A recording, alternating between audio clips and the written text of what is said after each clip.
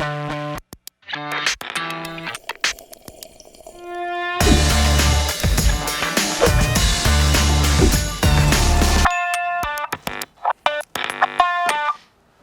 it going, guys? My name's Harry, and today we're talking about the fundamentals of photography, cinematography, and basically everything you need to know to get started if you're interested in like this creative sort of space. So when you take an image or take a bit of film from a camera, what essentially is happening is that light from the world is passing through the lens and reaching the camera sensor within the camera body. Once you've adjusted the settings so everything's looking great, it's not too dark, not too overexposed, not too bright, we snap that button and the shutter just goes click and there's our image. Likewise, if we're filmmaking, we start recording and then an electric shutter is just going taking heaps of frames of stills which are then being combined into a piece of film. When we cut it down to the three factors that affect the overall exposure of our shot, the three things are aperture, ISO, and shutter speed. And together they kind of form like a triangle. They all work together. If you adjust one, you have to adjust the other accordingly. Kind of like the Deathly Hallows, except without all the death, and it's not really magic, it's just science. So let's talk about these three things individually and how they sort of work together. And then this kind of forms the basis of everything you learn from here on in about cameras, filmmaking, and photography. Within the lens of the camera, there's what's called an iris, which opens and shuts, sort of like a door that you might see in like a sci-fi film, like Star Wars or something, where it'll shut and close by like turning those blades in and out, kind of. And what's happening is that iris is opening up wider and wider, is that more light comes into the camera and reaches the camera's sensor, which results in a brighter image. If you're shooting at night time, or you're shooting a club, or you're at a concert, you want to have what we call a fast lens, which means that that aperture value, which is what is also referred to as an f-stop value, is able to go to a really low number. And the lower that number goes, that means the wider the iris is opened up, therefore letting more light into the camera.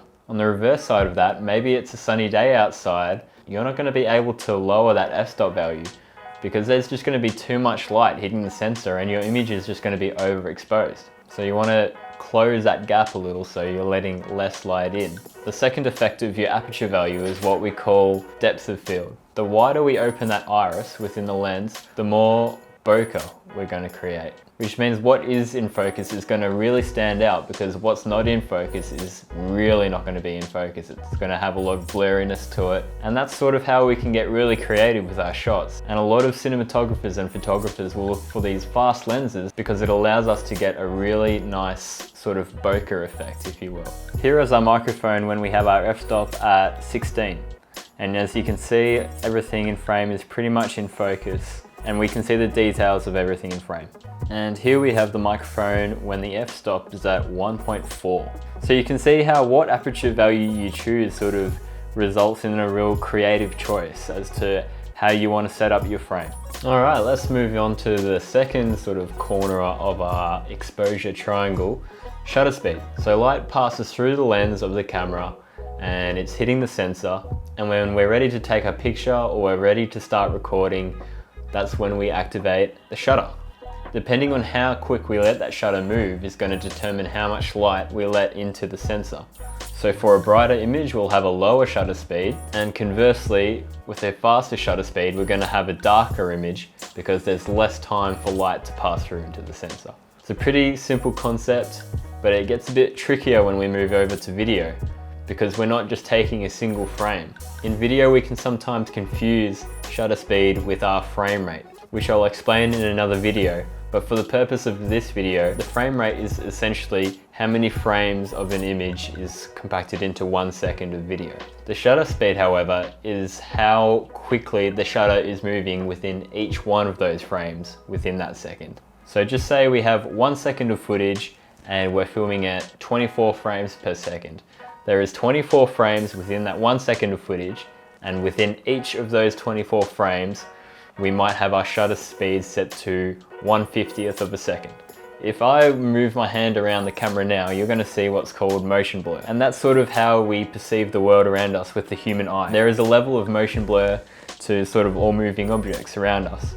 And to sort of convey that naturally through a camera, we have what's called the 180-degree rule, which lets us record to capture that same kind of motion blur that we see naturally with our eyes. How we achieve that 180-degree rule is by having our shutter speed double our frame rate. So if I'm recording at 25 frames per second, I need to have my shutter speed at 1/50th of a second. If I'm shooting slow motion and I'm shooting 120 frames per second, I need to be recording with a shutter speed of 1/240 or 1/250, depending on what your camera sort of settings allow you to do.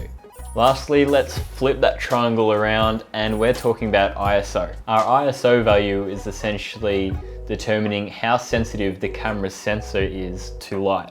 The higher the ISO value, the more sensitive the camera's sensor to light is going to be. Essentially, it's going to make our image a lot brighter if we pump up that ISO. Now you might be thinking, oh well, that solves all our problems. Any scenario, if the exposure is a bit dark, we'll just pump up the ISO. But the thing about ISO is that the more you raise the value of your ISO, the more grain and noise you're going to introduce to your picture. And the image quality is basically just going to turn to crap if you keep on raising that ISO higher and higher. So what we actually want to do is sort of adjust our shutter speed and our aperture value so that it allows us to keep that ISO at a low value. But sometimes we've done our best with our aperture and our shutter speed. We've opened our aperture right up to get a large amount of light in through to the camera. Got a low shutter speed, so we're letting as much light as we can into the sensor as well. Or if we're shooting video, we have to keep that shutter speed at a certain value because we're filming at a certain frame rate and we don't want to break that 180-degree rule. Then that's when we sort of boost up our ISO to raise the exposure of the image. And this is when sort of the quality of your camera comes into play as well, because better cameras will be able to let you go to higher ISO values without sort of ruining the image.